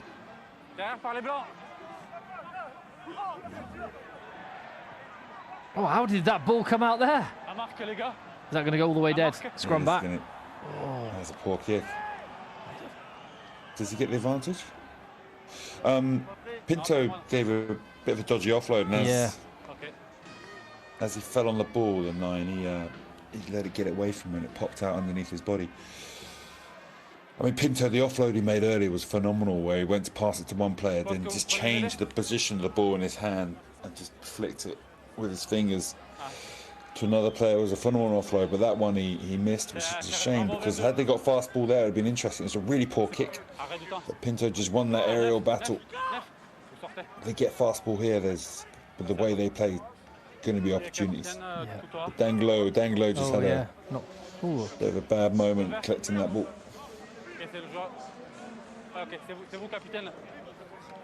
Is he going to bring that back for no advantage? No, the kick away, kicking away. I'm not sure he knocked on a player, ripped it out of his hand.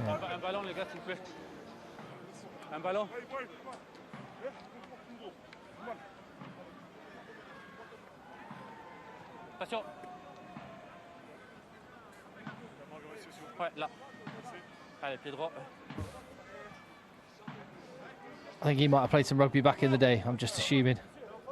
Yeah, with his ears. And the fact he's massive. Yeah.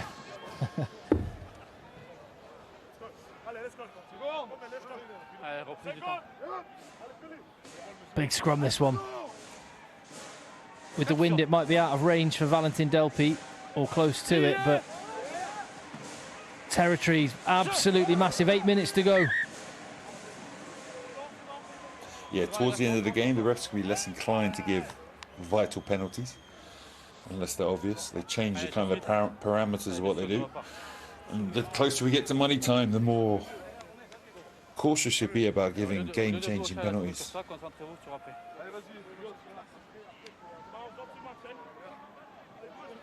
More scrum resets, unless he's absolutely sure that one team is culpable for what's happened.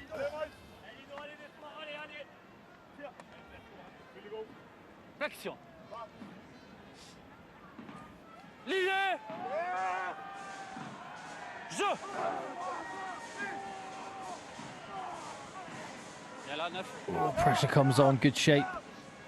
Danglo goes to the left. Takes it out the back from Delpy, flat to Serrano. Caleb Timu rolls through the first hit.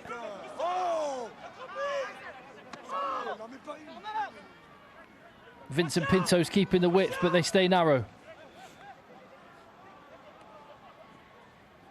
Oh dear. Bad pass. Sheesh, that was on that. That was on. That was money time. Play to the width. Timu gets decent fast ball despite getting hit the line, and just that pass there. Delpy can't collect it. There's players running off him. Everyone's lined up and ready to go. Yeah, Pinto, look at him. He knows. He knows. Oh. And Giral. A couple of large men there for Colomiers. Definitely seem to have solidified the scrum a little bit. Van Eerten, a Dutch-American. Yeah. 203 centimetres tall. What's that in old money? Like 6'10". Yeah, I think he's about 6'10". Big guy, lovely man, a good human. He chose to play for the USA and not his home country. Oh, that's right. You know him from Brive? Yeah, he was at Brive for a bit. Yeah.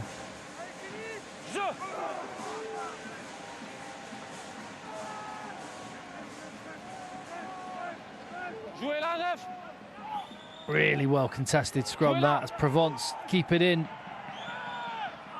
Oh yeah, Joe's absolutely on the money. He does give the penalty, I was going to say. Yeah, you see how he wanted the 9 to take the ball? Yeah. Because French referees are really trying to create more ball in play time. And obviously, also that decision-making process towards the end of the match is very important. It's also, 9s have got to be intelligent, got to read where the game is. That scrum they're losing. Denglo there probably should have realised that if I do dive in and mess this up, not let him get the ball out, it could be a penalty. So there's this kind of silly little decisions that people can make that can really, they can pay for, like now. It's never down to a single point of failure on these things. There's 80 minutes in a rugby game, but if it stays like this, Provence will be thinking about the missed kicks from Caleb Muntz. A penalty and a conversion in such a tight game could be the difference. Not winning your own line out doesn't help. No, there's better be a good kick. There's 6 players in that ruck. Could be some space in this chase line. Good kick there. Bazan is on the chase. Gets the shot in on Lepeg. Him and Pinto doing the job. And now, Provence, 4 minutes on the clock. Still time. Territory is important. A penalty could do it. They have the wind. They put it out on halfway. That'll slow the game down a little bit. Colomiers won't mind that. Yeah, what do you do with Colomiers here? Get it down the other end, carry on playing your game. First of all, win the line out. Maul box kick. A powerful hooker, great ball carrier, capable of throwing your pizza. Very short shorts as well. Very tight, short shorts. Oh, went backwards. I think sideways. Lucky there. Play on.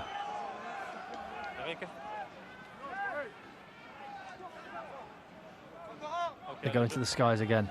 I love this. Final 3 minutes. It's tense. 1 score game. 1 mistake. Oh my days. Denglo gets through onto his own kick at the 2nd attempt. Colomiers. Possession, absolutely everything. Need to throw enough men into each breakdown. Could Delpy be sat in the pocket thinking about another crack at the drop goal? That would only put them 5 clear, mind you. At this point, Provence have got to go the whole length of the field. Territory, you feel, is probably more valuable than 3 points even. A lift. Bazan. He's had a big game. Delpy had an incredible first half, which has engineered the position they find themselves in. He steps in the scrum half position. Denglo now gives the pull to Delpy. Steps back inside.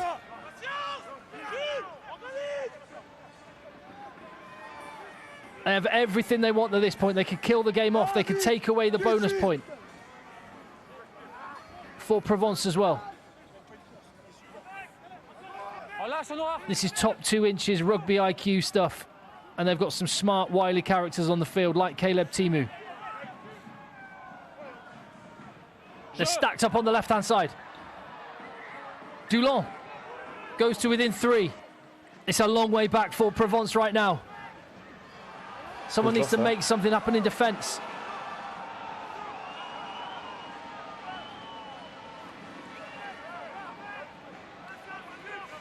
Caleb Timu recycles.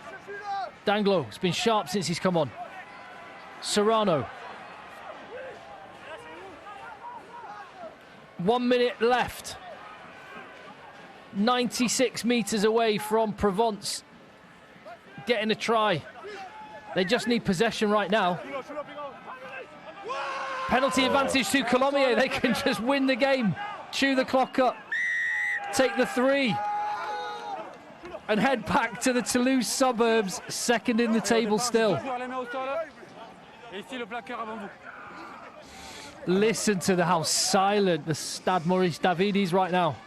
What a massive win this is for Colomiers. They were very nearly on that ball the last 2 rucks. Provence. It'd be interesting to see that again because despite being just a minute left, the Colomiers players are being a bit loose with their support. First this one, he never lets go, to be fair. He never lets go of him, he's on the ball before the tackle's finished. And as the hooter goes, Betuniata, he knows they've not achieved what they want, a 3rd defeat at home this season. And if you wonder, unless it bounces off a post. Unless it bounces off a post, which it does not. Provence will get their defensive bonus point, finishing within 5, but the 4 points goes to Colomiers. And if you were wondering, by the way, why they might not have gone for a 4th try and a bonus point, it's 3 clear tries for a bonus point, so that was never an option for Colomiers. All they wanted was the win. They have got it. They extend their lead at 2nd place in Pro D2. A massive scalp. And we're just saying before the game, considering their running compared to the other teams and where they are now, I put them down as hot favourites to finish 2nd, get the home semi, which is a big achievement. What an achievement for a team that's got a budget that's far smaller. I think 8th, 7th or 8th in the league. Incredible season they have it. Well, Provence will have to lick their wounds on this one and try and stay in touching distance from Colomiers, who now, well, they find themselves on 76 points. Provence on 71, a 5-point gap. 6 more games to play for these two. Intense. I mean, the difference between the two halves, Joe, the free-flowing attack from Colomiers in that first half an hour, the power from Provence, and then just intense final 20. Yeah, that great try from Provence as well, where they counter-attacked off a kick off a turnover. Now, yeah, that was a very different 2 halves. I think probably the pressure's a factor in there, but there's some great exit play, there was some great kicking. The wind was a factor, and that kind of shut that second half down. I still really enjoyed it because it was still a massive battle with 2 teams who were executing good quality aerial battles, which led to opportunities. But yeah, that first half would have been tough to beat. And Colomiers, with the wind, created a lot of opportunities in the opposition half. Without the wind, they managed to prevent Provence from having the same number of opportunities and came out on top just about. That wind was probably a bigger factor than we really realised at the start. I wasn't sure if Colomiers would have the power to go toe-to-toe. We know how good their attacking play is, how they've improved their defence, but there was some guts in that performance. Yeah, definitely. I'm bringing on 37-year-old, 140 kg old props is what teams like Colomiers have to do, and sometimes they can hold it together. Like here we go, Plateau. Déjà, quelle est la première impression après cette So what's your first impression after that victory? La 8e cette saison. Ouais, ce soir, c'est un match qui a été vraiment difficile. Mais So encore une tonight fois, was a really difficult game. on s'est dit des choses dans la semaine. On avait perdu 2 matchs d'affilée contre 2 gros. So we lost 2 games in a row. So we said we had a word with each other during the week. Seconde place avec nous. Donc bravo à l'équipe, bravo à tout le monde, bravo à tout le club. We stepped up tonight. Bravo to everybody. Well done, boys. Vous avez pris votre revanche sur le match aller où ils étaient venus justement vous jouer un vilain tour à domicile. Ouais, ils étaient venus, ils sont costauds, ils sont solides. So they revenge for the match they lost at home. À côté, et là ce soir on a répondu présent de la première à la 80 et encore une fois. So we really turned up, especially for 80 minutes. On me glisse la petite stat dans l'oreillette, c'est quand même pas mal. La belle performance. Avec toutes ces victoires à l'extérieur, on se demande s'il ne faudrait pas finir toute la saison en déplacement en fait pour vous. So all these wins at the exterior, don't you want to finish the season playing away from home? Which is a rubbish joke from the reporter there. On continue jusqu'à la fin de saison parce que ce qu'on fait c'est en train d'être grand et si on continue on va être une grande équipe. Merci beaucoup et We just félicitations want to pour cette continue to victoire. be a big team. On va enchaîner avec Joris Cazenave, le demi de mêlée de cette équipe de Provence Rugby. Merci de nous arrêter Joris. Qu'est-ce qu'il a manqué tout simplement ce soir pour venir arracher cette victoire dans les derniers instants? On part de loin, je pense déjà d'entrée on est cueilli à froid et on prend 3 essais donc c'est difficile quand même de. So at the start we're really poor, taking 3 tries. bad start. On a une bonne réaction quand même parce qu'on We had a good finit à reaction 22-20, second voilà, half. on manque, First half, end of the first half, on second manque de half patience to peut-être come back d'arriver into dans la it. zone de marque aujourd'hui. Et Missing c'est ce some qui nous coûte patience in cher the et scoring zone. félicitations à Colomiers parce que voilà, ils ont fait le Congratulations coup to parfait, Colomiers. ils ont gagné chez nous, on a gagné chez eux, voilà. We beat Peut-être them que at their le place, but top they've 2 won at s'éloigne, ours. il faut garder en tête la qualification maintenant. Comment So we expliquer just ces 20 keep in premières mind minutes complètement qualifying apathiques now. alors que c'était un match important pour votre équipe qui avait besoin de se relancer après une série de défaites? Ah, c'est compliqué à How's it feel? The répondre. team Voilà, had really needed to get going again after a poor de defeat in the last de game. déplacer le ballon, de marquer rapidement, je pense. Et voilà, on l'a vu sur We les let 15 premières them minutes. move the ball around and C'est score compliqué quickly. pour nous à chaud, c'est compliqué de dire ce qui n'a pas été ce soir, mais voilà, il va falloir qu'on continue à bosser. Il Difficult to reste say 6 matchs now pour aller chercher what la wasn't qualif working tonight. et un barrage à la maison. Voilà, il faut plus se cacher So we're parce que probably going to have a barrage at the Maison. Barrage means they're going to have the playoff game to qualify for the semi at home. Triste, mais voilà, le championnat n'est pas fini. Merci beaucoup, Joris. But it's not over yet. Et voilà. Good job, Joe. Thank you very much for watching this evening. Subscribe to the channel because this is the sort of intense rugby you're going to get from now until the end of the season when one team, at least one team, and from Joe Worsley's perspective as a Perpignan coach, hopefully only one team heading up to the top 14. Our next game, next Thursday night, Grenoble against Valence. Valence in the playoff spot. They've got a big game tomorrow night. Grenoble desperately maybe out of it. A win against Valence and they could be potentially back in. There we go, we're done. Nice. Brilliant. Nice one. Likewise. And I know Tak can hear us, so thank you, Tak. And we will catch up soon. Lots of shit to discuss, but go to bed, mate. Take it easy. Have a good one. Go well this weekend. Speak soon.